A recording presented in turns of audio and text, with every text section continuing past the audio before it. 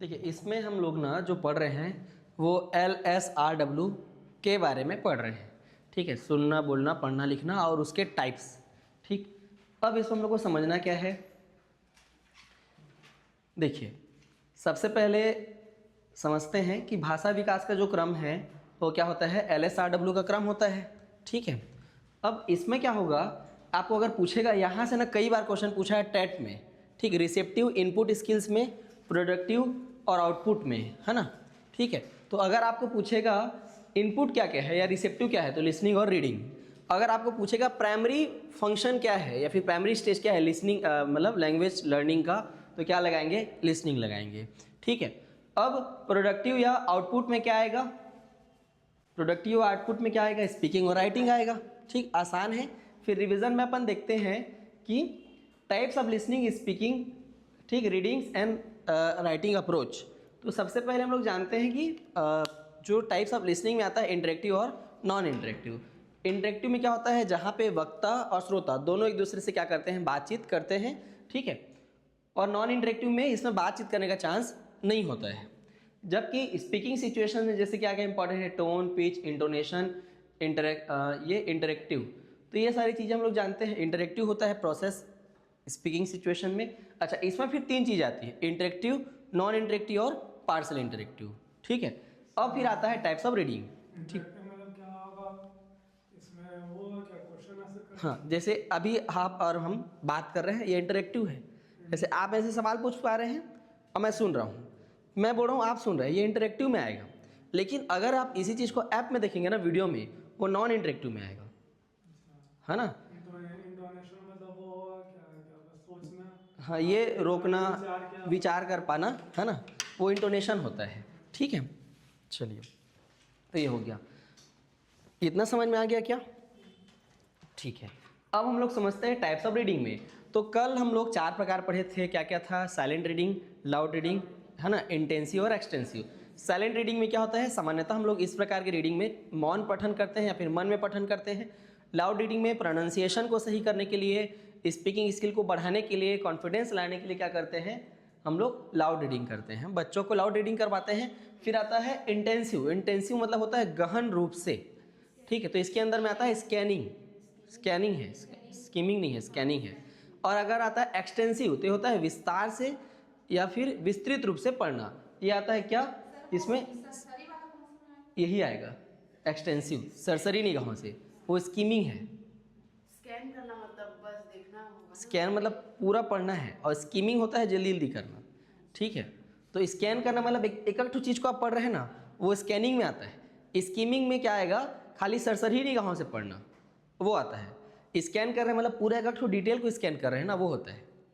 ठीक है, स्कैनिंग और स्कीमिंग में डिफरेंस है, इसी को समझना। मलाई निकालना, जो हमारे जरूरत का चीज है बस उसी को निकालना, वो स्कीमिंग में आएगा।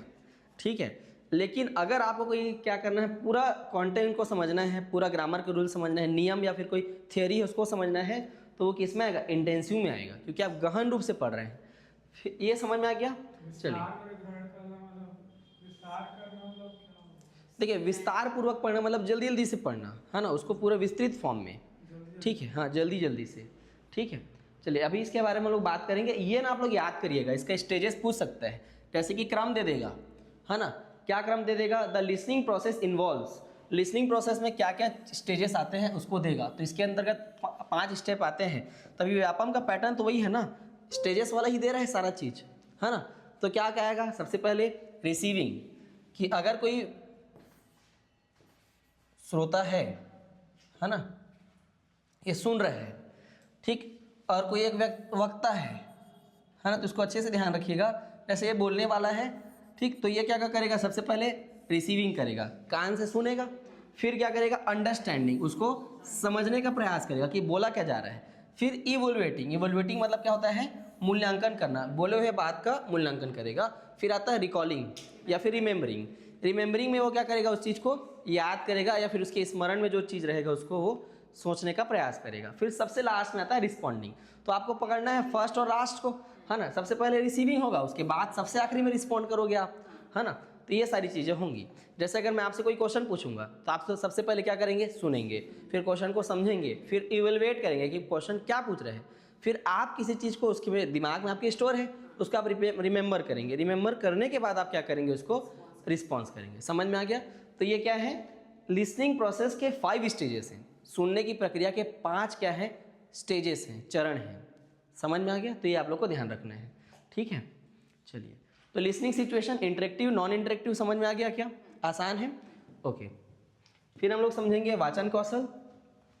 ये क्या होता है, इंटरेक्टिव में एक दूसरे से बोलना सुनना हो पाता है, पार्सली इंटरेक्टिव में बीच बीच में होता है या फिर बहुत कम चांस रहते हैं, ठीक है। जबकि नॉन इंटरेक्टिव में इसमें मौका ही नहीं मिलता है, ठीक है। अब देखेंगे टाइप्स ऑफ रीडिंग, ये बहुत ज़्यादा इंपॉर्टेंट है। साइलेंट रीडिंग आता है ना, तो मौन पठन, ठीक, चुपचाप से हम लोग क्या करते हैं, पढ़ते हैं, उसको मौन पठन बोलते हैं, है ना। तो ये क्या होता है कि पूरे कंटेंट को समझने के लिए, कॉम्प्रिहेंस करने के लिए क्या होता है, मौन पठन होता है। फिर आता है लाउड रीडिंग, जोर जोर से पढ़ना, चिल्ला चिल्ला के, तो इससे क्या होगा, कॉन्फिडेंस बढ़ेगा, प्रोनाउंसिएशन सही होगा, है ना, ठीक। इसीलिए लिखेगा छोटे बच्चे को ना टीचर्स क्या करते हैं, चलो बेटा उठो बोलते हैं, उसको पढ़वाते हैं, है ना। स्वस्वर पठन यही तो है, लाउड रीडिंग को स्वस्वर पठन बोलते हैं, ठीक है, जोर से पढ़ना, ठीक। तो इसी को स्वस्वर पाठन बोलते हैं, ओके। तो देखिएगा कभी कभी ना बच्चे लोग को टीचर्स बोलते हैं कि चलो तुम खड़े होके पढ़ो, क्यों, छोटे क्लासेस में ऐसा बोलते हैं। अच्छा, इससे टीचर ये पता लगा सकता है, अब देखिए ये प्रोनाउंसिएशन है और बच्चा कहाँ रुक रहा है कहाँ नहीं रुक रहा है, इससे भी पता चलता है ना, क्योंकि रीडिंग स्किल में ये भी आता है। जैसे अगर कॉमा है तो थोड़े समय के लिए रुकना है, खड़ी लकीर है तो लंबे समय के लिए रुकना है, डॉट है तो और रुकना है, ऐसे करके रहता है ना, डॉट में भी रुकना रहता है ना। एक्सक्लेमेटरी में ऐसे करके पढ़ना होता है, जैसे ओ, अरे, आहा, ऐसे वाला जो चीज़ें आती है उसमें एक्सक्लेमेशन रहता है। क्वेश्चन मार्क में हमको क्या करना रहता है, क्वेश्चन के तरीके से पूछना रहता है ना, ठीक। बोलने का भी तरीका होता है ना, ये कौन है ऐसे करके, और ये कौन है ऐसे भी पूछने का तरीका रहता है, ठीक है। तो पूछने के वे से हमको पता चलता है। फिर आता है इंटेंसिव रीडिंग। इंटेंसिव रीडिंग मतलब गहन अध्ययन करना, गहन रूप से पढ़ना, इसी को हम लोग क्या बोलते हैं, स्कैनिंग बोलते हैं, है ना। जैसे कि ग्रामर को पढ़ रहे हैं तो ग्रामर को बिना गहनता से पढ़े आप नहीं समझ सकते, ठीक है। जैसे कि कोई नॉलेज आप क्या कर रहे हैं, लेना चाह रहे हैं किसी टेक्स्ट बुक से, तो तभी समझ पाएंगे जब गहनता से पढ़ेंगे, ठीक है। और आता है स्कूल में ऐसी ही पढ़ाई होता है, बुक के एक एक पेज को क्या करते हैं, पढ़ाते हैं ऐसे, है ना, पेंसिल रख देते हैं या फिर उंगली रख देते हैं पेज में, फिर धीरे धीरे करके पढ़ाते हैं। फिर देखिए ये होता है व्यापक अध्ययन। आप न्यूज़पेपर पढ़ते हैं तो न्यूज़पेपर को एकदम थोड़ी डिटेल से पढ़ते हैं, है ना, आपको क्या सार निकालना है पढ़ के आगे बढ़ जाते हैं। विस्तृत या व्यापक मतलब बड़ा। देखिए ये क्या है, विस्तृत या व्यापक अध्ययन, विस्तृत रूप से पढ़ते हैं आप, बहुत ज़्यादा डिटेल, आप इसमें कंफ्यूज हो रहे होंगे। विस्तृत मतलब एकदम डिटेल से पढ़ना, वो नहीं है, वो ऐसा नहीं है। यहाँ पे बड़ा व्यापक अध्ययन, सार्वभौमिक रूप से पढ़ना, मतलब शुरू का पढ़ लिया, आखिरी का पढ़ लिया, बीच का पढ़ लिया, खत्म कर दिया, ऐसा होता है, ठीक है। तो जब हम लोग कोई न्यूज़पेपर पढ़ते हैं या फिर देखेंगे बहुत बड़ा कोई विज्ञापन लगा रहता है, तो आप लोग एकदम डिटेल से थोड़ी ना पढ़ते हैं विज्ञापन को, है ना, की पॉइंट्स को पढ़ते हैं फिर छोड़ देते हैं। समझ में आया? तो देखिएगा it is non detail study, ये नॉन डिटेल स्टडी, एकदम डिटेल से नहीं जाते, है ना। जैसे कहानी पढ़ते हैं तो कहानी में एकदम डिटेल से थोड़ी ना घुसते हैं, आप बस सार तत्वों को पढ़ के आगे चल जाते हैं। लेकिन वही अगर कोई थ्योरी पढ़ रहे हैं तो हर एक बात, क्यों ऐसा बोला, है ना, ऐसा क्यों हुआ, क्योंकि तक को भी ध्यान से पढ़ते हैं। समझ में आ गया? तो जब हम लोग गहन रूप से पढ़ेंगे तो होगा क्या, इंटेंसिव, और एक्सटेंसिव क्या होता है, विस्तृत रूप से या फिर एकदम नॉर्मली वे में पढ़ना, ठीक है। स्टोरी बुक, न्यूज़पेपर और कोई आर्टिकल है, कोई लिखा हुआ वहाँ पे चीज़ है, तो आप उसको क्या करेंगे, फॉर्मल वे में पढ़ेंगे। समझ में आ गया? अब देखिए यहाँ पे इंक्रीज पेसिव वोकेबुलरी, तो इसको आप लोग पेसिव वोकैब बढ़ाने के लिए पढ़ सकते हैं, ठीक है। एंड ब्रॉड नॉलेज स्कीमिंग, और जो ब्रॉड नॉलेज होता है ना, सामान्य समझ को बढ़ाना है, आपके ज्ञान के स्तर को विस्तार करना है, तो ये होता है। समझ में आ गया? लेकिन अगर मैं ये बोलूँ कि आप कोई रेसिपी बुक पढ़ रहे हैं तो इंटेंसिव होगा कि एक्सटेंसिव होगा, वो इंटेंसिव होगा, ठीक है। लेकिन अगर आप किसी कहानी को पढ़ रहे हैं तो, लेकिन अगर उसी को आप एग्ज़ाम में आएगा करके पढ़ रहे हैं तो वो इंटेंसिव हो जाएगा। अगर कोई पैसेज पढ़ रहे हैं जो कि एग्ज़ाम में आया है तो इंटेंसिव रीडिंग है ना, क्योंकि उसी के लिए आप पढ़ रहे हैं उसको एकदम डिटेल से, क्योंकि आपको उसका आंसर देना है। समझ में आ गया क्या? ठीक है। तो स्कैनिंग और स्कीमिंग में कोई डिफरेंस, मतलब समझ में आ गया, कोई दिक्कत तो नहीं है। अब देखिए टाइप्स ऑफ राइटिंग स्किल, इसी में आप लोगों को कन्फ्यूजन हो रहा है। चलिए मैं बता रहा हूँ, राइटिंग स्किल्स में लेखन कौशल है। लेखन कौशल में देखिए एक लेखक है और वो लिखने का काम कर रहा है, तो मैं कई तरीके से लेखन लिख सकता हूँ। जैसे कि एक्सपोजिटरी में क्या होता है, प्रदर्शनात्मक लेखन में जो भी मैं चीज़ें देख रहा हूँ ना, उसको मैं एज इट इज़ लिखूँगा, उसमें मेरा कोई बायसनेस नहीं रहेगा, है ना, मैं अपने व्यक्तिगत मत नहीं दूंगा। समझ में आ गया? ठीक है, उधर बढ़िए ही नहीं तो आप, इसका स्मेल आ रहा होगा ना, है ना, ये नीम का भी बना है, नया है, तो आप लोग को भी थोड़ा थोड़ा स्मेल आ रहा होगा। नहीं यार, इधर सामने से बैठे थे तो हम लोग को आ रहा था, पीछे बढ़ जाइए, है ना। ये है एक्सपोजिटरी लेखन। तो the main purpose of this kind of writing to explain, इसमें क्या होता है, इसका मतलब एक्सप्लेन करना होता है। Authors focus on telling you about a given topic और subject without voicing their personal opinion. ध्यान देना है, इसमें मेरा पर्सनल ओपिनियन नहीं रहेगा, है ना, कि मेरे को जगह के बारे में क्या अच्छा लगा क्या बुरा लगा, नहीं है। जैसे मैं लाइव रिपोर्टिंग करने जा रहा हूँ तो मैं क्या करूँगा, जैसे जैसे घटना होगा ना वैसे ही क्या करूँगा, उसका वर्णन करूँगा। तो ये एक्सपोजिटरी राइटिंग में आएगा। प्रदर्शनात्मक लेखन, जो जैसा देखा वैसा ही लिख दिया, आपने कोई ओपिनियन नहीं दे रहा है, तो इसमें कोई बायसनेस नहीं है। समझ में आ गया क्या? तो देखिए, लेखक किसी टॉपिक को अपने व्यक्तिगत मत के बिना जैसे का तैसा बताने की क्या करता है, कोशिश करता है। इसी को क्या बोलते हैं, एक्सपोजिटरी राइटिंग कहते हैं। समझ में आ गया क्या? ठीक, नहीं समझ में आएगा फिर से पूछ लीजिएगा, कोई दिक्कत नहीं है। ठीक, अपना व्यक्तिगत मत नहीं देते हैं। फिर आता है डिस्क्रिप्टिव राइटिंग, ये होता है वर्णनात्मक लेखन। इसमें आप लोग को ध्यान देना है, जहाँ पे भी इवेंट, किसी प्लेस के बारे में अगर क्या हो, है ना, किसी पात्र, घटना या स्थान के बारे में क्या हो, उसका वर्णन हो, ठीक है, तो इसको क्या बोलते हैं, डिस्क्रिप्टिव राइटिंग बोलते हैं। समझ में आ गया क्या इतना? ठीक है, तो एक जगह में क्या कर रहा हूँ मैं, जैसा जैसा हो रहा है, एक्सपोजिटरी में प्रदर्शनात्मक लेखन है, जो जैसा हो रहा है वैसे ही मैं क्या कर दे रहा हूँ, वर्णन कर रहा हूँ, बिना अपने व्यक्तिगत मत दिए और कोई बायसनेस के साथ। ठीक है, जैसे हम लोग कहीं कहीं जाते हैं तो बायस हो जाते हैं, लेट सपोज उसी में आएगा। फॉर एग्जाम्पल, अगर कोई परिभाषा लिख रहे हैं, हम उसमें अपना व्यक्तिगत कोई मत दे ही नहीं सकते। जैसे न्यूटन का गुरुत्वाकर्षण नियम है, तो वो ऐसा ही है जैसा उसने बनाया है, उसमें आप अपना कोई इंक्लूड नहीं कर सकते, तो प्रदर्शनात्मक लेखन है। जैसे कोई आप क्या कर रहे हैं, फॉर एग्जाम्पल, वैसा भी समझ सकते हैं, लेकिन वो आप किसी का कॉपी कर रहे हैं ना, हम लोग किसकी बात कर रहे हैं, जो लेखक लिखता है उसकी बात कर रहे हैं। फॉर एग्जाम्पल, मैं एग्जाम्पल दे रहा हूँ, जैसे कि हम लोग कोई प्रैक्टिकल कर रहे हैं, ठीक है, एक साइंस लेबोरेटरी है, प्रैक्टिकल कर रहे हैं, तो जैसा जैसा प्रैक्टिकल में होगा वैसा वैसा मैं लिखूंगा, अपना कोई यहाँ पे थ्योरी ऐड नहीं कर सकता, वो प्रदर्शनात्मक लेखन है। क्योंकि जैसा हम लोग का एक्सपेरिमेंट शो कर रहा है, जैसे उसके रिजल्ट आ रहे हैं वैसा ही लिखना पड़ेगा, जैसा रीडिंग है, जैसा ऑब्जर्वेशन आप कर रहे हैं उसको लिखेंगे। समझ में आ गया? अब डिस्क्रिप्टिव राइटिंग होता है वर्णनात्मक लेखन, कि आप किसी जगह को गए और ये सबका अलग अलग होगा। जैसे हम लोग रामपालुंगा गए या फिर पूरी गए, तो आप उसमें अपना व्यक्तिगत मत लिखेंगे, है ना, व्यक्ति, स्थान या किसी क्या के बारे में, घटना के बारे में। तो किसी एक घटना का आप अलग अलग तरीके से लिख सकते हैं, किसी के लिए अलग होगा बात, है ना। मैं अगर गांधी जी के बारे में लिखने बोलूँगा तो आप अलग अलग बातें लिखेंगे गांधी जी के बारे में। कोई गांधी जी के अहिंसा पे फोकस कर देगा, अगर मैं आपको बोलूँ चलिए गांधी जी के बारे में एक पेज लिखिए, तो कोई गांधी जी के अहिंसा के बारे में फोकस किया, कोई गांधी जी के शिक्षा के विचार को फोकस किया, है ना, कोई गांधी जी के सत्य के प्रयोग के बारे में लिख रहा है, तो कोई गांधी जी का वहाँ पे क्या कर दे रहा है, आलोचना कर दे रहा है।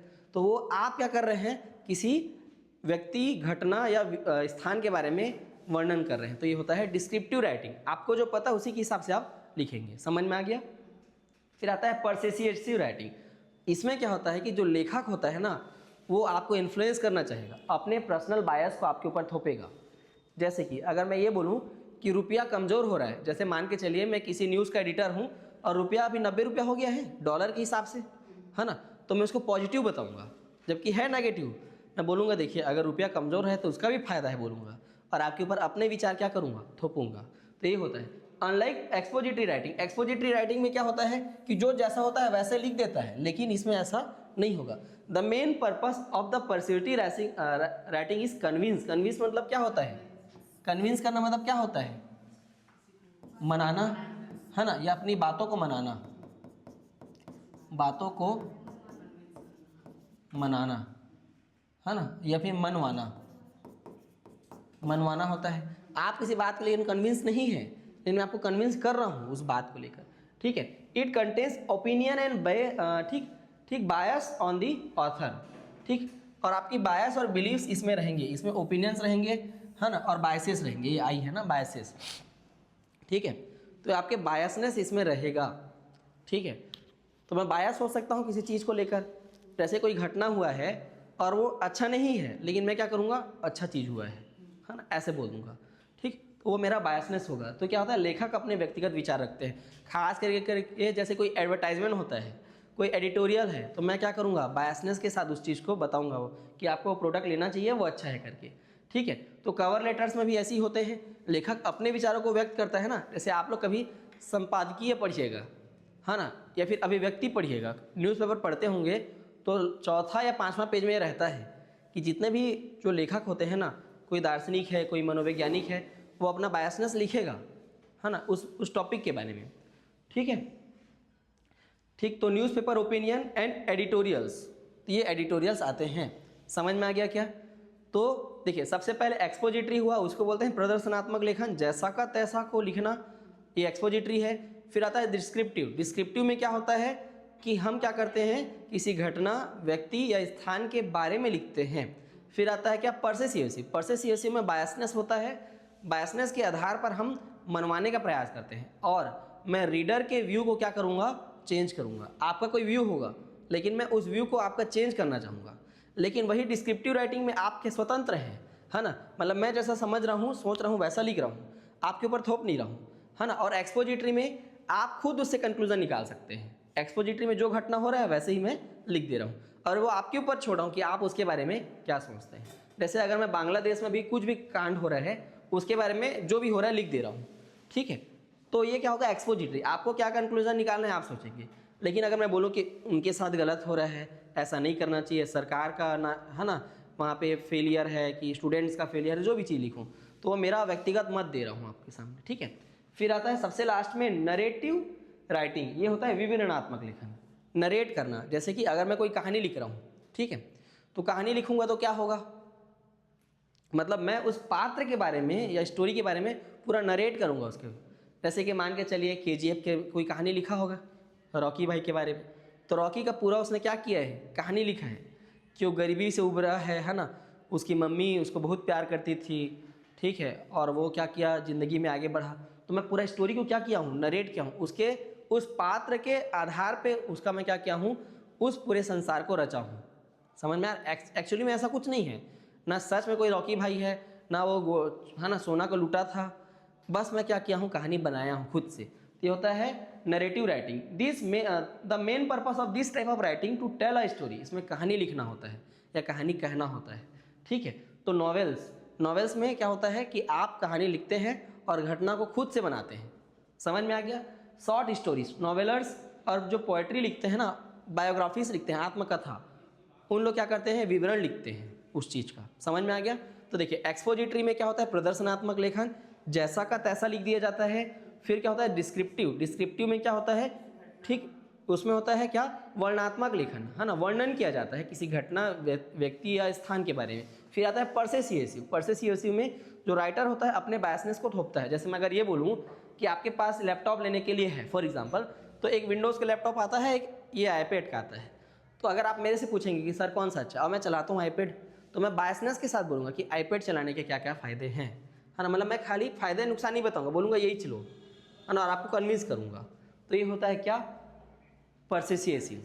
और नरेटिव में क्या होगा, मैं कोई कहानी को लिख रहा हूँ, कोई स्टोरी लिख रहा हूँ, है ना, तो मैं नरेट कर रहा हूँ आपको। ठीक, अब देखिए, नरेशन का भी बहुत इंपॉर्टेंस होता है। जैसे आप जब मूवी देखते हैं तो मूवी में राइटर आपके दिमाग में कुछ कुछ बातें छोड़ता है खुद ब खुद। मूवी में ये नहीं बोलता कि मेरा नाम रंगास्वामी है ना, ऐसा नहीं बोलता, मेरा नाम रॉकी भाई, नहीं। वो पात्र जब बात करते हैं, जैसे एक पात्र बात किया किसी दूसरे पात्र से, और रॉकी क्या हाल है, तो आपको पता चल गया कि उसका नाम क्या है, रॉकी है ना। आपको पता चल जाता है कि जैसे ही वो बात करता है आपको पता चल जाता है कि उसकी स्थिति क्या है। तो राइटर आपके दिमाग में वो क्या करता है, वो चीज़ें डालता है। ठीक है, तो वो क्लूज देता है हम लोग को। समझ में आ गया क्या? चलिए, तो लिखने का सही तरीका ये आप लोग कल समझ गए थे, कंट्रोल टू फ्री। पहले बहुत सारे एक्सरसाइज कराऊंगा, फिर आपको प्रैक्टिस हो जाएगा, फिर मैं आपको क्या करूंगा, उसी चीज़ को दूसरे टाइप से आपको समझाने का प्रयास करूंगा, है ना, मतलब वही उसी टाइप के क्वेश्चन, अलग क्वेश्चन दूंगा, फिर आप उसी पैटर्न में उसको क्या करेंगे, सॉल्व करेंगे। फिर आता है नेक्स्ट फ्री राइटिंग में मैं आपको कोई भी बर्डन नहीं दे रहा हूँ कि आप क्या करेंगे, मतलब स्पेलिंग मिस्टेक करेंगे ना करेंगे आपके ऊपर है। आपको कोई ग्रामर का नियम नहीं सीखना है, आप बस क्या कर रहे हैं, लिख रहे हैं, है ना। समझ में आ गया? फिर क्या आता है, फिर है पैराग्राफ पैटर्न में क्या बोलता है कि आपको क्या लिखना है, पैराग्राफ लिखना है ओनली। ठीक है, और आपके ऊपर मैं फ्री छोड़ दूंगा कि आप कुछ भी लिख सकते हैं, ओन थॉट्स भी लिख सकते हैं। फिर लास्ट में क्या आता है, सेकेंड लास्ट में विथ ग्रामर्स, है ना, विथ ग्रामेटिकल रूल्स। मैं बोलूँगा देखो भाई, देखिए इसमें हमने क्या करा, सबसे पहले अप्रोच में कि उनको पहले पैटर्न सिखाया कि इस पैटर्न से लिखते हैं, पहला बच्चा लिखना सीख गया। फिर हम लोग क्या बोले कि तुम बिना ग्रामर के लिखो, सेंटेंस लिखो अब, है ना। तो अब फिर धीरे धीरे क्या करता है, देखिए learners are write freely on their given topic. इसमें गिवन टॉपिक के बारे में लिखा जाता है विदाउट वरिंग, बिना किसी भय के। किस बात के, स्पेलिंग के, गलती होने के और ग्रामेटिकल स्ट्रक्चर की। इसमें ग्रामर का स्ट्रक्चर हमको मतलब नहीं है, तुम लिखो बस बोल रहे हैं। तो बच्चा खुद ब खुद क्या करेगा, लिखेगा। अच्छा वो एकदम गलत नहीं लिखेगा ना, क्योंकि वो कहीं ना कहीं से सुना है, कहीं ना कहीं से पढ़ा है। हाँ हो सकता है कि उसके लिखने में स्पेलिंग मिस्टेक हो सकता है कि वो क्या करे, ग्रामर के फॉर्म में गलत लिखे, लेकिन वो अपना थॉट को व्यक्त कर सकता है। समझ में आ रहा है मैं क्या बोल रहा हूँ, ठीक है। अब आता है पैराग्राफ, इसमें आता है अनुच्छेद लेखन। This the learner are given a freedom to write. हम उसको फ्रीडम दे दें कि जो तुमको मना रहा है वो लिखो। अब बच्चा खुद से लिखेगा, ठीक है। तो अब paragraph choosing sentence on their own, और वो सेंटेंस खुद से चूज करेगा। अच्छा अलग अलग शब्दों का चयन करेगा, फिर अपने विचार का वो लिखेगा। अब हम लोग उसके ऊपर एक बंदिश लगाएंगे, बोलेंगे नहीं तुम सही लिख रहे हो, लेकिन अब तुमको हम ग्रामर सिखाएंगे, अब तुम सही लिखोगे। तो when learners have learn writing sentence और पैराग्राफ्स, अब उस बच्चा क्या सीख गया, सेंटेंस लिखना सीख गया, है ना, और क्या सीख गया, पैराग्राफ लिखना सीख गया। तो आप क्या करेंगे, they are asked to follow. अब उनको बोला जाएगा किस चीज़ के लिए, ग्रामर सिंटेक्स अप्रोच, ठीक है, व्याकरण के साथ वाक्य विन्यास। सिंटेक्स मतलब क्या होता है, वाक्य विन्यास होता है कि अब तुम क्या करोगे, subject plus verb plus object लगाओगे और टेंस का भी प्रॉपर यूज करोगे, ग्रामर का भी यूज करोगे, है ना। अगर क्या हो पास्ट टेंस हो तो ईडी लगाओगे, ऐसा बोलेंगे। अगर क्या हो फ्यूचर हो, है ना, तो विल लगाओगे, सेल लगाओगे। तो सारा चीज़ मैं ग्रामर सिखाऊंगा, आप बोलूँगा तुम ग्रामर के साथ लिखो। और सबसे लास्ट में आता है, ठीक, प्रोसेस अप्रोच, प्रक्रियात्मक लेखन। प्रक्रियात्मक लेखन में अब टीचर मतलब अब बच्चा खुद से लिखेगा, ठीक है, किसके बारे में, जो भी वो लिख रहा है, कोई स्टोरी लिख रहा है, कोई नॉवल लिख रहा है, लेकिन ये क्या होता है, पूरा प्रोसेस अप्रोच होता है, वो अपने थॉट्स लिखेगा। देखिए this means writing and re writing in many stages, और ये कई स्टेजेस में होता है, कई चरण में होगा। जैसे कि द आइडियाज आर जनरेटेड, जो उसके दिमाग में आइडियाज आए गए वो उसको लिखेगा, एक्सप्रेस, और उसको एक्सप्रेस भी करेगा। अच्छा ड्राफ्टिंग मतलब क्या होता है, प्रारूप बनाना, उसका क्या बनाएगा, वो प्रारूप बनाएगा, ठीक है, एंड री ड्राफ्टिंग। अगर उसको कोई क्या करना है, इस प्रारूप में कोई चेंजेस करना है तो वो क्या करेगा, पुनः से उस प्रारूप को बनाएगा, ठीक है। तो ये क्या हो गया आपका, ठीक, प्रोसेस अप्रोच, प्रक्रियात्मक लेखन। क्लियर है कि इतना। तो इसमें हम लोग 5 स्टेजेस में देखिए, सबसे पहले क्या है, कंट्रोल टू फ्री। दूसरा में क्या है, फ्री, है ना, फ्री राइटिंग। तीसरा है पैराग्राफ पैटर्न। चौथा क्या है, ठीक है, ग्रामेटिकली करेक्शन, है ना, तो राइटिंग विद ग्रामेटिकल रूल्स, वैसा समझ सकते हैं। और 5वां क्या है, प्रोसेस अप्रोच। तो ये 5 उसके क्या है, चरण आ गए लिखने सिखाने के। अगर आप बच्चे को लिखना सिखा रहे हैं तो सबसे पहले आप वर्ड्स लिखना सिखा, मतलब सेंटेंस वो सिखाएंगे ना, अल्फ़ाबेट्स को, है ना। तो वो प्रोसेस मतलब वो सबसे क्या आएगा, ऊपर में आएगा कि बच्चे को आप क्या कर रहे हैं, एक कंट्रोल मैनर में सिखा रहे हैं कि ऐसे ऐसे लिखना है। समझ में आ गया क्या, तो वैसी है। लेटर सिखाएंगे, लेटर सिखाएंगे। हाँ पहले लेटर सिखाएंगे, है ना, फिर उसको वो कॉपी करेगा, फिर आप मैनिपुलेट करेंगे, ठीक है। अगर मैं उसको बॉय लिखना सिखा रहा हूँ, बोलूँगा BO बॉय है, बॉय हो गया, ठीक है। अगर मैं उसको बैग लिखना सिखा रहा हूँ तो BAG हो गया। तो मैं अब क्या कर रहा हूँ, उसको डिफरेंट पैटर्न्स दे रहा हूँ। बच्चों को ऐसे ही तो सिखाते हैं, है ना, ठीक है। और जैसे कि कई सारे ऐसे एग्जाम्पल्स हैं, है ना, पुल आ गया, PULL। तो देखिएगा जैसे कि पुल पुश, तो अपोजिट वर्ड्स को बच्चे जल्दी सीखते हैं, सिनोनिम्स एंटोनिम्स को जल्दी सीखते हैं। तो वो सिखाने का हमको तरीका आना चाहिए। ये समझ में आ गया इतना, ठीक है। तो देखिए शुरू से हम लोग समझते हैं, जो लैंग्वेज स्किल्स में 4 चीज़ें इंपॉर्टेंट हैं। पहला तो LSRW। अब उस LSRW के हम लोग टाइप देखें कि लिसनिंग के 2 सिचुएशन होते हैं, क्या पार्सली, है ना, इंटरेक्टिव और नॉन इंटरेक्टिव, ये लिसनिंग का है। स्पीकिंग में 3 होते हैं, interactive, non interactive, parcel interactive. फिर आता है क्या, रीडिंग में क्या होते हैं, 4 होते हैं। क्या क्या होता है, silent, loud, intensive, extensive. Intensive में स्कैनिंग आता है और एक्सटेंसिव में स्कीमिंग आता है। फिर हम लोग क्या देखें, सबसे लास्ट में राइटिंग, है ना। तो राइटिंग में क्या क्या आएगा, एक्सपोजिटरी राइटिंग, ठीक है। फिर और क्या है बताइए, डिस्क्रिप्टिव है, परसेसिव है ना। और सबसे लास्ट में क्या है, सबसे लास्ट में नरेटिव राइटिंग। 4 हो गए, ठीक है। तो ऐसे करके आपको याद रखना है, यही है चारों। और यहीं से ही क्वेश्चन आएगा, कहीं बाहर से नहीं आएगा। अभी मैं आपको इसका प्रूफ बताता हूँ कि कैसे क्वेश्चन आएगा, ठीक है। तो जो आप लोग को अलग से मैं करवाऊंगा, एस टेट के भी क्वेश्चन कराऊंगा, सी टेट के भी क्वेश्चन कराऊंगा, लेकिन उससे पहले हम लोग किसका क्वेश्चन करेंगे, सीजी टेट और शिक्षक भर्ती का। तो टॉपिक हम लोग का कंप्लीट हो गया। कुछ डाउट है तो पूछिए इसमें। Manipulate by changing question to statement, control to free. Control to free में बता रहा हूँ।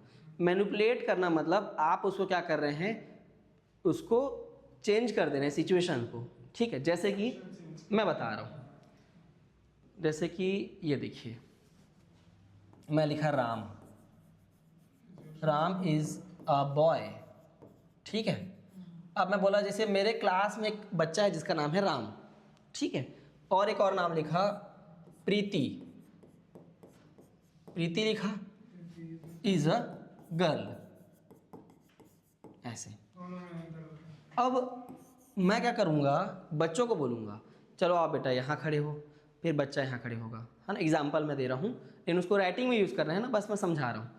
अब मैं बोलूँगा जैसे अरुण का नाम लिया, कोई अरुण नाम का बच्चा है। अब उसको दिमाग में पता है कि अरुण क्या है, लड़का है, तो किसका यूज़ करेगा, अरुण इज़ अ बॉय का यूज़ करेगा, क्योंकि उसको समझ में आ गया है कि लड़का है तो क्या होगा, बॉय होगा, और लड़की है तो गर्ल होगी। इसको कई तरीके से हम लोग यूज़ कर सकते हैं। तो मैंने पहले एक सिचुएशन दिया उनको, फिर मैं मैनिपुलेट करूँगा क्वेश्चन को चेंज कर दूंगा, ठीक है। अब मैं क्या बोलूँगा, जैसे प्रीति के बारे में मैं बोलूँगा चलो प्रीति के बारे में और बताओ, तो प्रीति है तो क्या लगाएगा वो, सी इज़ लगाएगा, प्रीति नहीं लगाएगा, क्योंकि मैं उसको क्या सिखा रहा हूँ, ठीक है, प्रोनाउन सिखा रहा हूँ, है ना, ठीक है। तो क्या करेगा वो, शी का यूज़ करेगा, और लड़का है तो ही का यूज़ करेगा, ठीक है। तो हम क्या कर रहे हैं, एक कंट्रोल मैनर में सिखा रहे हैं, फिर उसी मैनर को क्या कर दे हम लोग, मैनिपुलेट कर दे रहे हैं, मतलब चेंज कर दे रहे हैं। तो बच्चा खुद ब खुद क्या करेगा, सीख जाएगा, है ना। समझ में आ गया इतना। तो ये हो गया कंट्रोल टू फ्री। पहले कंट्रोल मैनर में सिखाएंगे, फिर उसको ओवरऑल चीज़ों से बताएंगे। समझ में आ गया। इसी को हम लोग बोलेंगे नॉन टू अननोन, ऐसा भी समझ सकते हैं, ज्ञात से अज्ञात की ओर। क्लियर है। चलिए अब हम लोग क्वेश्चन देखते हैं। कुछ डाउट है तो पूछ लीजिए इसमें। अच्छा, ये वाला जो क्वेश्चन आप का था, है ना, क्वेश्चन किए तो इसको फिर से बता देते हैं। 8 नंबर तक थे हम लोग। ये वाला देखिए, इसमें आप लोगों को कन्फ्यूजन था, अब ये बन जाएगा। जैसे कि कैसे कैसे बना सकते हैं, फॉर एग्जांपल परसेसिएसिंग राइटिंग। तो परसेसिएसिंग में क्या होता है, getting readers to change their views. इसमें आप प्रभावकारी या फिर प्रत्यायकारी है, तो डी का क्या होगा, 4 होगा, है ना। डी का हो गया 4, तो डी का 4 यहाँ आ रहा है और यहाँ आ रहा है। फिर क्या है, आर्ग्यूमेंटेटिव राइटिंग। आर्ग्यूमेंट्स का मतलब क्या करना, taking a point of view and support it. अगर मैं किसी बात के लेकर आपके साथ आर्ग्यूमेंट कर रहा हूँ कि नहीं ये ऐसा ही होगा, तो मैं क्या कर रहा हूँ, taking a point of view, मेरे पॉइंट ऑफ व्यू को ले रहा हूँ और उसको क्या कर रहा हूँ, सपोर्ट कर रहा हूँ। तो सी का क्या हो जाएगा, फर्स्ट। तो सी का फर्स्ट मतलब क्या होगा, ए होगा। तो ये जैसे कि मेरे को ये दोनों पहले पता थे तो इसको मैं पहले लिख दिया, है ना। और जैसे डिस्क्रिप्टिव है, तो डिस्क्रिप्टिव में क्या होगा, देखिएगा, ए का third, of object, people, events और प्रोसेस। तो अलग अलग नाम से भी रहता है, उसके बारे में मैं क्या कर रहा हूँ, डिस्क्रिप्शन कर रहा हूँ। किसके बारे में, लोगों के बारे में, घटनाओं के बारे में, या किसी प्रक्रिया के बारे में, है ना। नरेटिव में क्या होता है, नरेट करना चीज़ों को। तो sequencing of events and happenings, तो जो चीज़ें जैसा हुई है उसको मैं क्या करता हूँ, नरेट कर दे रहा हूँ, ठीक। नैरेटिव और एक्सपोर्टिव दोनों एक ही है। क्या, एक्सपोर्टिव जो हाँ, एक्सपोजिटरी ना, वो प्रदर्शनात्मक लेखन है। प्रश्नात्मक वाले दोनों तो एक ही हो गए ना। देखिए दोनों में डिफरेंस है। सीक्वेंसिंग ऑफ इवेंट, है ना, वो उस आधार में भी ले सकते हैं, लेकिन क्वेश्चन के अकॉर्डिंग हमको लेना पड़ेगा, ठीक है। और जो हम लोग पढ़े थे ना प्रदर्शनात्मक लेखन, वो क्या है, उसमें क्या होता है कि जो जैसा होता है हम लोग वैसे ही लिखते हैं, इसमें कोई बायसनेस नहीं रहता, लेकिन आपको क्वेश्चन के अकॉर्डिंग लेना पड़ेगा ना, है ना, क्योंकि बाकी दोनों मैच कर रहा है तो इसका यही बचेगा, तो ये चीज़ का आंसर होगा, ठीक है। अब एज इट इज़ वैसे अच्छी आ जाए पॉसिबल नहीं है ना, थोड़ा सा हट के ही आएगा। समझ में आ गया। चलिए कहाँ तक पढ़ लिए थे, ये सब बन जाएगा। चलिए आगे को बताइए। तो 2.5 घंटा रहता है। हाँ 2.5 घंटा रहता है, ठीक है। अब 2.5 घंटा मतलब कितने मिनट? देखिए 2 घंटा का 120 मिनट हो गया, और 0.5 ले लीजिए तो 30 मिनट, तो 150 मिनट। अब क्वेश्चन कितने रहते हैं? 150 क्वेश्चन। तो 1 मिनट में कितने क्वेश्चन बनाने हैं आपको? 1 क्वेश्चन बनाना है, या फिर 1 क्वेश्चन को बनाने के लिए 1 मिनट है आपके पास, ठीक है। तो यही करेंगे आपसे। चलिए टाइमर लगा दिया हूँ, है ना। अच्छा, आप लोग को ना आंसर देना है 50 सेकंड में। 10 सेकंड तो गोला लगाने में लगता है। सी होगा, ठीक है। Listening and speaking are known as primary skills, ठीक है।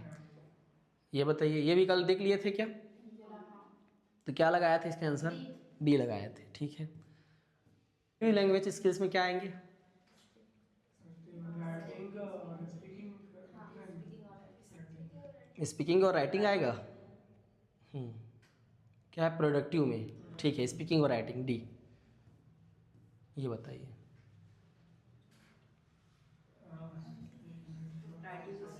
राइटिंग स्किल्स है, ये सारा चीज़ हो चुका है।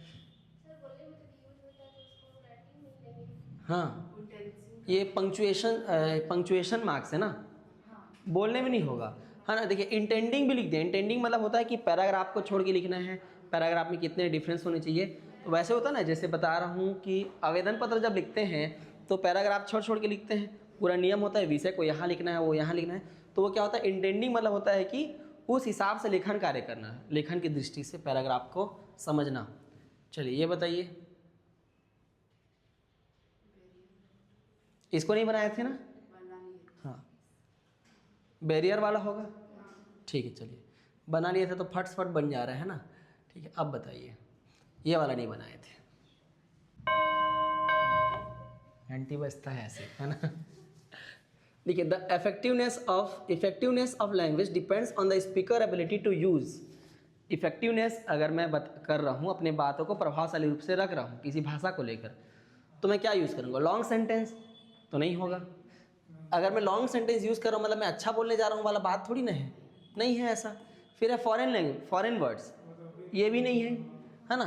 फिर आता है फिगर्स ऑफ स्पीच, ये भी नहीं है ना। सिंपल लैंग्वेज, आप शुरू से ही बोले थे कि अगर मैं किसी भाषा को जानता हूँ तो जितना सिंपल लैंग्वेज का यूज़ करूँगा उतना अच्छा है ना।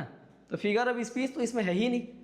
बोला है the effectiveness of language depend of speakers ability. Speaker के किस कौशल पे डिपेंड करता है कि वो इफेक्टिव रूप से भाषा का उपयोग कर रहा है या फिर बोल पा रहा है।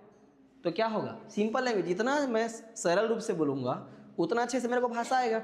और ऐसे शब्दों का यूज़ कर रहा हूँ जो समझ में ही नहीं आ रहा है तो क्या फ़ायदा, ठीक है।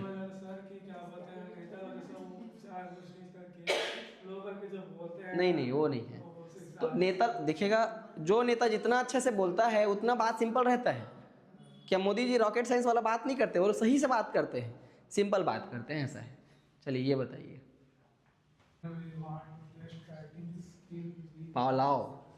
पावलाव ने घंटी बजाया था, वैसे ही मेरे को भी करना पड़ेगा, उद्दीपक का नुक्रिया। चलिए आप लोग आंसर दीजिए, ठीक है। फर्स्ट इसका राइट आंसर है, when we want to test writing skill we test the ability of the student. हम जब क्या करते हैं, राइटिंग टेस्ट ले रहे हैं, तो हम लोग क्या जानने की कोशिश कर रहे हैं स्टूडेंट की, कि अब to present the matter in well organised manner, क्या बच्चा अच्छे से ऑर्गेनाइज मैनर में लिख पा रहा है या नहीं लिख पा रहा है, ठीक है। चलिए ये बताइए, ये तो पढ़ी ही नहीं है। The ding dong theory of the origin of language was advocate by, तो मैक्स मूलर, इसका आंसर होगा मैक्स मूलर, ठीक है। अच्छे से पढ़िएगा क्वेश्चन को, और 1 मिनट के आंसर सबको, 1 मिनट के अंदर सबको आंसर देना है। क्वेश्चन ये बोल रहे हैं, if a person draws conclusion after listening to a story, एक कहानी सुनने के बाद जो श्रोता है वो क्या कर रहा है, कंक्लूजन दे रहा है, ठीक है। इट इज टर्म्ड एज, इसको क्या टर्म दिया जाएगा? टाइम ओवर, है ना। तो क्या है, नहीं होगा। इसका राइट आंसर है इन्फॉर्मेशनल लिसनिंग। इन्फॉर्मेशनल मतलब होता है, बता रहा हूँ, अनुभव आधारित, अनुभव आधारित, क्योंकि आप जब कहानी सुनेंगे तो आप क्या करेंगे, अनुभव के आधार पर उसका क्या करेंगे, कंक्लूजन देंगे। तो इसीलिए हर चीज़ का आंसर जानना जरूरी है। टेट 2019 का क्वेश्चन है ये, ठीक है। अच्छा, इसको कितना ही बराबर लेके चले आपको बनाना ही पड़ता है। चलिए बताइए।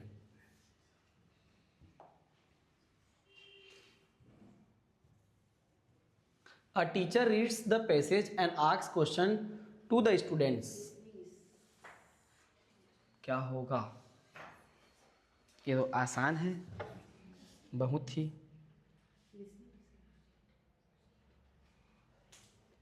सब लोग आंसर देंगे मिलके।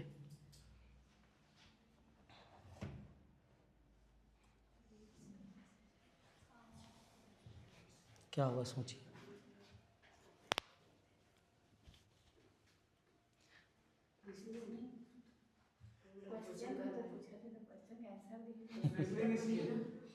सिंपल है, हाँ लिसनिंग आएगा इसका राइट आंसर, क्योंकि देखिए एकदम लिख दिया है ना, a teacher reads the passage and asks question to student. एक टीचर क्या कर रहा है, रीड कर रहा है पैसेज को, और देखिए बोल भी दिया है the student don't have the text with them, उनके साथ टेक्स्ट नहीं है।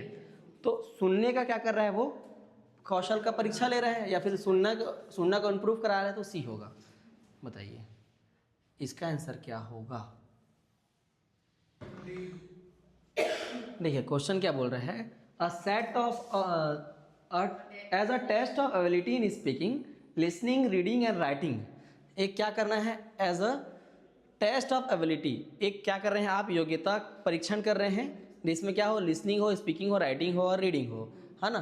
तो the only favourable things about translation is, उसमें जो फेवरेबल थिंग होगा, जो ट्रांसलेशन के लिए होगा, तो इसका आंसर क्या लीजिए है, देखिएगा, translation questions are easy to set, A answer ले रहे हैं, ठीक। जो ट्रांसलेशन क्वेश्चन है वो क्या होने चाहिए, इजी टू सेट होने चाहिए, है ना, इजी टू सेट, हाँ।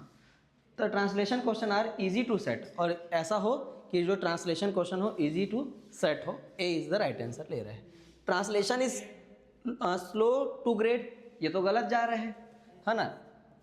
Translation is slow to grade, translation क्या है, स्लो टू ग्रेड नहीं है, मतलब ट्रांसलेशन करना, ठीक, ग्रेडिंग करने में स्लो नहीं है वो बोल रहा है, ठीक है। क्वेश्चन अपने आप में क्लियर नहीं हो रहा है इस बात को लेकर, ठीक है, थोड़ा सा अनक्लियर क्वेश्चन लग रहा है ये। It encourage the abuse the translation in the classroom, ये भी गलत है ना। अब्यूज करना मतलब उसको, उसकी भ्रष्ट ना करना, ठीक। The gradation of translation tense to the unreliable because of the various way to translate which the scorer में और मे नॉट अलाउ। तो ये क्या हो रहा है कि इसमें बहुत सारे ग्रेडेशंस के चांस हो सकते हैं, ठीक है। तो जो स्कोरर है वो अलाउ करेगा भी और नहीं करेगा बोल रहा है, तो ये भी नेगेटिव में जा रहा है। स्कोरर को थोड़ी ना मतलब है कि आपको अलाउ करेगा कि नहीं करेगा, ठीक है। क्वेश्चन कहने का मतलब ये बोल रहे हैं, देखिए, the grading of translation tend to the unreliable, ठीक, ये जो ग्रेडिंग होगा वो अनरियलेबल हो जाएगा, क्योंकि because of the various way to translate, क्योंकि ट्रांसलेट करने के कई सारे तरीके हैं, जिससे क्या हो सकता है, जो स्कोरर है वो इसको अलाउ कर भी सकता है और नहीं कर सकता, ये स्कोरर के पास नहीं होता है अधिकार, है ना। तो क्या होगा, translation question are easy to set. तो ये थोड़ा विवादित क्वेश्चन लग रहा है, लेकिन इसका आंसर ए लिया है व्यापम, ठीक है। चलिए अब बताइए इसको, ठीक। सुप्रीम मतलब होता है जो सबसे उच्च है। Choose the most appropriate statement, writing is supreme, ये गलत है। राइटिंग सुप्रीम नहीं होगा, क्योंकि LSRW में सबका महत्व होता है। स्पीच इज सुप्रीम, ये भी नहीं है, ठीक। Speech, writing and speech do not influence each other, ये तो ऐसा नहीं है, राइटिंग और स्पीच एक दूसरे को इन्फ्लुएंस करेंगे। फिर है D is the right answer, writing systems में डिराइव फ्रॉम स्पीच, ठीक है, in historical sense, but modern society the dependence is mutual. Writing system में डिराइव फ्रॉम स्पीच, स्पीच से क्या बना है, राइटिंग बना है ना। लेकिन मॉडर्न सोसाइटी में अभी दोनों क्या है, महत्वपूर्ण है। केवल बोलना आना जरूरी नहीं है, लिखना भी आना जरूरी है, और केवल लिखना आना जरूरी नहीं है, बोलना भी आना जरूरी है, ऐसा है। तो D is the right answer. बताइए, ये तो इजी है। क्या होगा 20 का,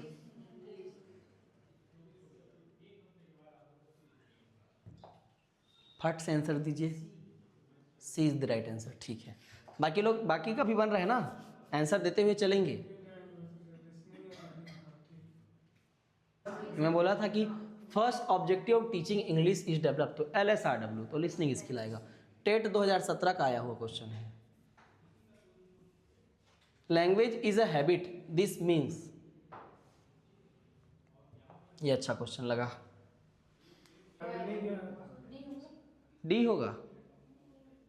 और लगाइए, आप लोग भी आंसर लगाइए फटाफट, सबका आंसर आना चाहिए, कोई रुकना नहीं चाहिए भाई। तो देखिए, studying a language is the way to acquire it. Acquisition करना मतलब तो खुद से समझना होता है ना, वो लर्निंग में आएगा। क्या होगा, क्या लगा रहे हैं? CG व्यापम असिस्टेंट टीचर 2019, ए होगा। Time over. इसका होगा बी नंबर, है ना? क्यों? हाँ, बी पे थे आप। Language is acquired through rules use करना है ना, उपयोग पे हमको फोकस करना है। अब आप लोग को तो दोनों सेम लगेगा, सर ये भी सेम लिखा है, ये भी सेम लिखा है, लेकिन यहाँ पे क्या लिखा है? यूज़ लिखा है। ठीक है, तो यूज़ करेंगे तो सीख जाएंगे। ठीक है, तो ये क्वेश्चन कितना इजी है, ट्रिकी है क्वेश्चन। ठीक है, शिक्षक भर्ती में आया है भाई। चलिए, language function are useful for 23 का फर्स्ट। ठीक है, चलिए एकदम फटाफट बताइएगा। 24 का क्या होगा? Primary skills, listening and speaking. ठीक है, English language skills are LSRWC, है ना? देखिए, LSRW से कई बार क्वेश्चन आया है, कई बार। अच्छा, एक चीज़ और ना, क्या बता रहा था मैं इसमें, देखिएगा कि हम लोग को टोटल इंग्लिश पेडागोगी में कितने यूनिट पढ़ने हैं? 9 यूनिट है ना? इस यूनिट में 2-3 क्वेश्चन है शायद, है ना? तो जब यूनिट को देखेंगे आप लोग, करंट का जो है ना सिलेबस में, तो इस यूनिट से देखिएगा 2-3 क्वेश्चन है, क्योंकि अभी का जो टेट का ना पूरा बता दिया है कि इसमें से किस यूनिट से कितना मार्क्स आएगा, है ना? तो देखिएगा टोटल 9 यूनिट में से 12-13 क्वेश्चन दे रहा है वो।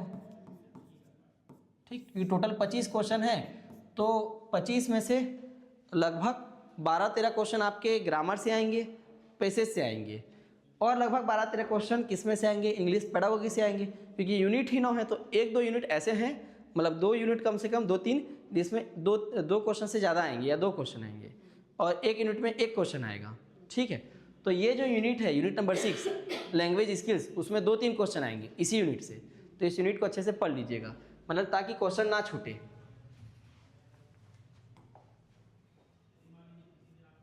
बताइए।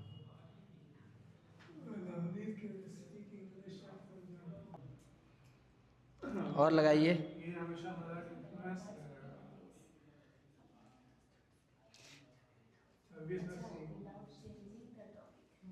ठीक ठीक ठीक, एक कोड वाला है, कोड मिक्सिंग, कोड स्विचिंग वाला है क्वेश्चन। सही पकड़े हैं।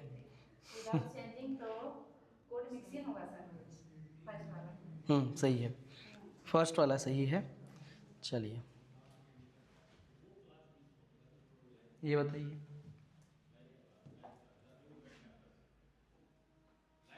ये तो इजी है।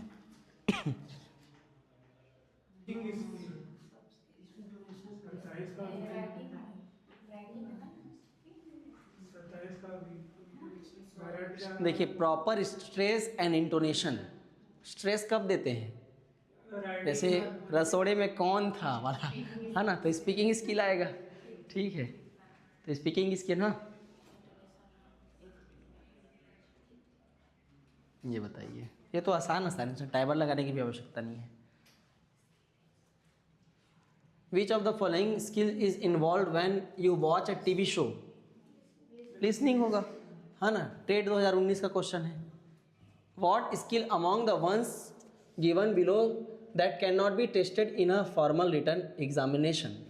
तो क्या होगा? 29। समझा दूँ। What skill among the ones given below that can not be tested in formal return exam. कोई फॉर्मल रिटर्न एग्ज़ाम होगा तो इसमें से क्या आप नहीं नहीं चेक कर सकते हैं, है ना, इसका टेस्ट नहीं कर सकते, तो किसका नहीं टेस्ट कर सकते? आंसर लगाइए, क्या है आपका? Reading and pleasure. ठीक है, सी लगा रहे हैं।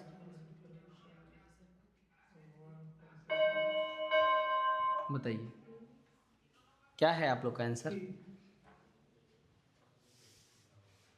योगेश्वरी मैम आप क्या लगा रहे हैं? Pleasure को कैसे ना पाएंगे? हाँ, समझ नहीं आ रहे हैं? देखिए क्वेश्चन ये बोल रहा है what skill among the ones given below that can not be tested. इसमें से क्या जो स्किल दिया है इसको टेस्ट नहीं कर सकते, किसमें?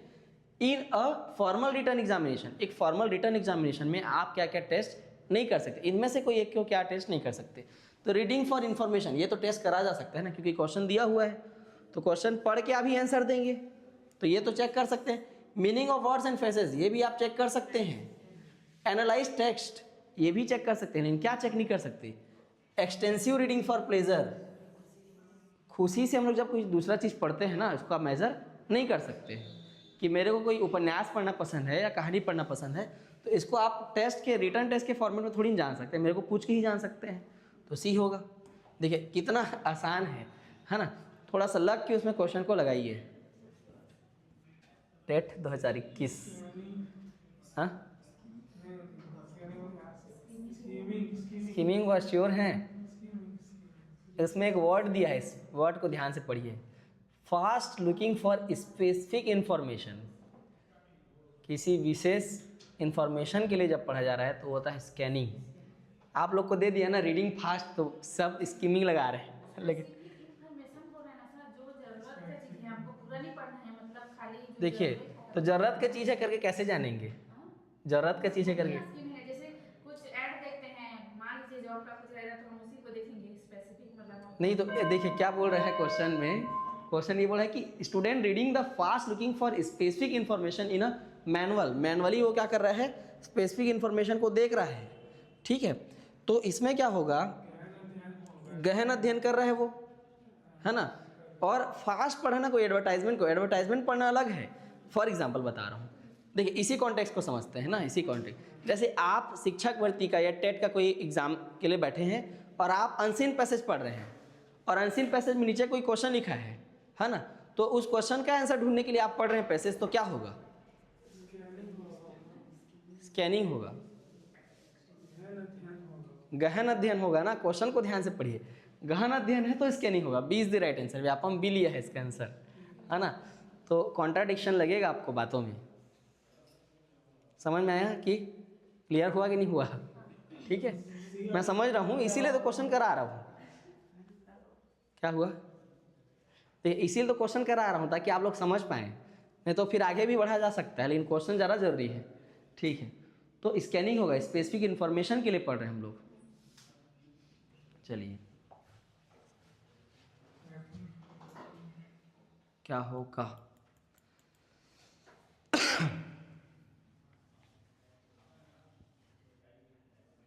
11:50 हो गया है और 20 क्वेश्चन है।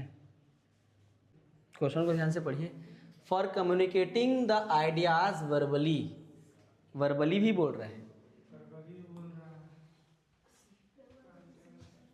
सी होगा, है ना, ये होगा, ठीक है। चलिए आगे बढ़ा रहा हूँ। क्यों होगा? डाउट है इसमें। देखिए grammar in learning a language for communicating ideas verbally. तो ग्रामर हम लोग पढ़ रहे हैं क्या? Grammar in learning a language, किसी भी लैंग्वेज में जब ग्रामर पढ़ते हैं, क्यों? फॉर कम्युनिकेटिंग आइडियाज वर्बली, अपने आइडिया को कम्युनिकेट करने के लिए, बोलकर, है ना। एंड रिटन फॉर्म प्रोवाइड्स, ये आपको क्या प्रदान करता है? एक फ्रेमवर्क प्रदान करता है, या एक स्केलेटन, मतलब ये बायोलॉजी वाला स्केलेटन नहीं है ना, ढांचा प्रदान करता है। किसके लिए? बोलने और लिखने के लिए। तो होगा सी नंबर। आया है? हाँ आया हो, ऐसे ही टाइप से क्वेश्चन। देखिए क्वेश्चन अलग अलग पूछता है लेकिन एक ही टाइप रहता है वो, है ना। चलिए, a teacher asks her learners to join sentence to make a short paragraph, ठीक, इंसर्टिंग सप्लाइड, ठीक, connectors for the coherence markers like but and however because although etc. The teacher is trying to improve the student blank skill. किसके skill को बढ़ाना चाह रहा है बताइए. A teacher asks her student to join sentence to make a short paragraph. Inserting supplied connectors and coherence marks. Writing writing होगा. वो paragraph लिखने के लिए बोला है ना. ठीक है. राइटिंग बोला है क्या, कहीं पे बोल दिया होगा है ना. Trying to improve the students blank skill, तो राइटिंग स्किल होगा. ठीक है. ओके चलिए फिर नेक्स्ट बताइए.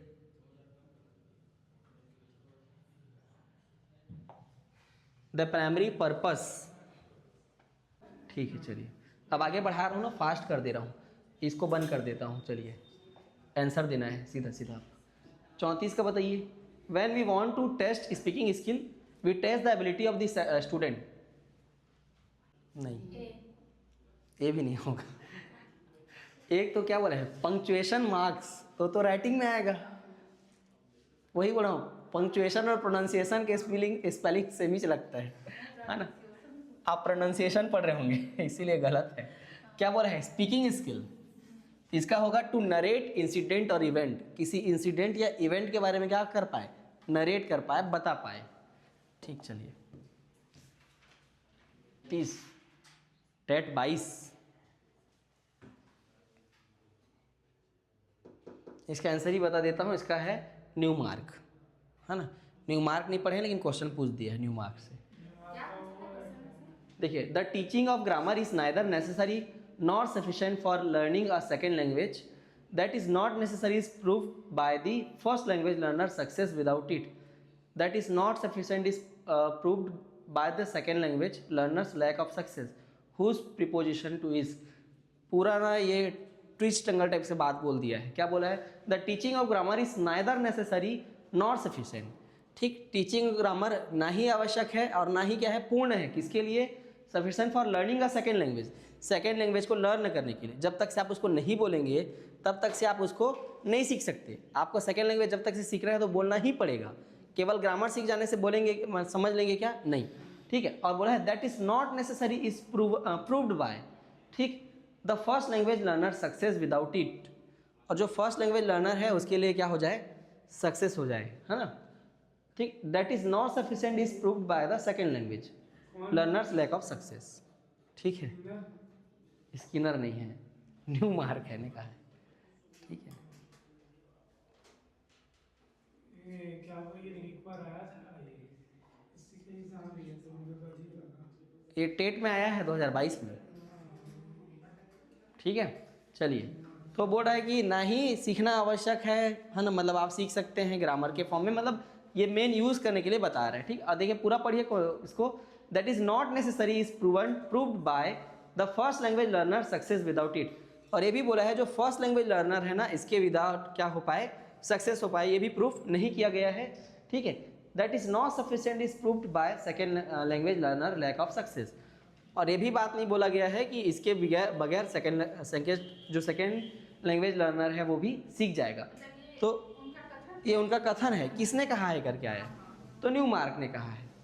हटाइए, दिखता नहीं यार, नहीं दिखता है. जैसे स्टीफन कैर्सन पूछ दिया, स्टीफन कैर्सन से भी क्वेश्चन पूछता है. इससे पहले हम लोग एक और क्वेश्चन देखे तो उसमें भी पूछा था. ये बताइए सुरेखास एक चीज़ और देखिए ध्यान से ना, इससे पहले हम लोग जितना भी हम लोग क्वेश्चन किए हैं 17, 19 और 21 वाला, उसमें एकदम बेसिक क्वेश्चन था, वन लाइनर. लेकिन देखिए जैसे ही 22 आया है ना, क्वेश्चन क्या कर दिया है, ये 19 का क्वेश्चन है ना, ये 22 का क्वेश्चन है. क्वेश्चन को बड़ा कर रहा है वो, है ना. ध्यान से समझिएगा. अब ये किसका पैटर्न है, सीटेट का पैटर्न है. और जो हमारा सीजीटेट है वो सीटेट के पैटर्न को क्या कर रहा है, धीरे धीरे फॉलो कर रहा है ना. तो पूरा प्रोसेस को समझिए. ठीक है. अब देखिए ये भी ऐसा पूछ दिया, 22 का टेट है. कहानी देख के क्वेश्चन करते हैं. Surekha's family speak Oriya and his neighbors speak Chhattisgarhi. With the ठीक passage of time, she speak Oriya and Chhattisgarhi both fluently. Now in this light of the above ठीक phenomenon, which statement is correct? दोनों acquiring होगा, है ना। ठीक है, चलिए बढ़िया। ये बताइए, ये भी 22 का क्वेश्चन है।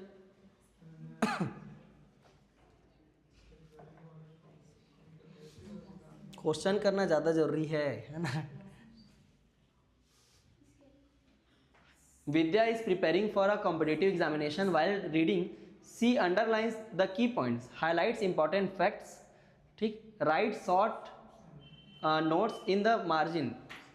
Such reading is called intensive reading. गहन कर रहा है ना वो। हाँ, वो इंटेंसिव होगा, स्कैनिंग नहीं होगा। तो इंटेंसिव है तो स्कैनिंग नहीं, देखिए स्कैनिंग में उस पढ़ने के कॉन्टेक्स्ट में लेंगे, लेकिन यहाँ पे क्या बोल रहा है वो, अंडरलाइन द की पॉइंट्स, की पॉइंट्स को अंडरलाइन कर रहा है ना। हाईलाइट्स इंपॉर्टेंट फैक्ट, तो गहन रूप से पढ़ रहे हैं, जबकि हाँ दोनों को डिफ्रेंशिएट करके दिया है, तो इस इंटेंसिव रीडिंग होगा इसका राइट आंसर। जो इंटेंसिव रीडिंग होता है वो तो स्कैनिंग होता है ना। थोड़ा सा उसमें डिफरेंस है ना। उसी में पढ़े हैं ना तो कन्फ्यूजन जायज़ सी बात है ना। लेकिन आपको अगर स्कैनिंग और इंटेंसिव रीडिंग में दिएगा तो इंटेंसिव रीडिंग लगाना है, क्योंकि इंटेंसिव रीडिंग के अंडर में ही स्कैनिंग आता है, तो ब्रॉडली देखेंगे तो इंटेंसिव होगा ना। लेकिन अगर आपको स्पेशली पूछे कि आपको क्या करना है, किसी स्पेसिफिक सूचना के लिए पढ़ना है, तो स्कैनिंग होगा। समझ में आ रहा है। वो ये नहीं पूछ रहे कि डाटा को आप कैसे फीड कर रहे हैं, है ना, आप डाटा को कैसे इनटेक कर रहे हैं, वो नहीं पूछे हैं, वो पूछ रहे पढ़ने के तरीकों को बता रहा है, तो आपको आंसर भी उसी तरीके में देना है। समझ में आ रहा है मैं क्या बोलना चाह रहा हूँ, है ना। वो क्या बोल रहा है कि preparing for competitive examination while reading see underline the key points, वो की पॉइंट्स को अंडरलाइन करती है, मतलब क्या पढ़ रही है, गहनता से पढ़ रही है, ना कि वो स्कैनिंग कर रही है। समझ में आया। तो गहनता से ही पढ़ना है। लेकिन दोनों अलग अलग बातें हैं, ठीक। तो हाँ वैसी ही है सच रीडिंग। इस टाइप की रीडिंग को क्या बोलते हैं। अगर आपको पूछता कि स्पेसिफिक इन्फॉर्मेशन निकालना है, गहराई से पढ़ रहा है, तो स्कैनिंग होता। समझ में आया कि नहीं आया। ठीक है, वही तो मैच नहीं करता है एग्जाम में, हमारा दिमाग और उसका दिमाग। मैच कर जाएगा तो उसी से तो एग्ज़ाम निकलेगा, लेकिन मैच करने से। गेट का which of the skills are covered when you summarise a paragraph. आप एक पैराग्राफ को क्या कर रहे हैं, समराइज कर रहे हैं। तो पहले तो पैराग्राफ को पढ़ेंगे और समराइज करेंगे, मतलब उसको क्या करेंगे, लिखेंगे या बोलेंगे। लेकिन लिखना ही दिया है क्या, रीडिंग और राइटिंग दिया है, बोलना तो दिया नहीं है अपने को, है ना। ठीक है, तो बी होगा। नहीं, तो स्पीकिंग राइटिंग दिया है ना, रीडिंग भी तो होगा। रीडिंग ही होगा। नहीं, रीडिंग भी होगा, मैं बोल रहा हूँ ही होगा नहीं बोल रहा हूँ। देखिए मैं ये बोल रहा हूँ, समझिएगा बात को। अगर पढ़ के लिखना है और पढ़ के बोलना है तो क्वेश्चन गलत हो जाता, क्योंकि हम लोग समरअप कैसे कर सकते हैं, समराइज तो बोल के भी कर सकते हैं ना। अगर रीडिंग और स्पीकिंग दिया होगा तो भी आंसर सही होगा, और अगर बोथ देगा तो भी आंसर सही हो जाएगा। समझ में आ रहा है। लेकिन इसमें क्या दिया है, स्पीकिंग दिया है लेकिन राइटिंग दिया है, तो पहले आप तो पैसेज को पढ़ेंगे ना, तो सबसे पहले तो क्या होगा, रीडिंग होगा, है ना। और ओनली रीडिंग गलत है, क्योंकि आप उसको समराइज भी कर रहे हैं, तो क्या करके समराइज करेंगे, या तो बोल के करेंगे या तो लिख के करेंगे। तो इसीलिए मैं बोला कि इसमें स्पीकिंग भी आ सकता है तो भी सही रहता। हाँ, अगर रीडिंग के साथ स्पीकिंग भी रहता तो भी सही रहता। समझ में आ रहा है। और रीडिंग के साथ राइटिंग है तो इसमें तो सही ही है, लेकिन ओनली रीडिंग गलत है।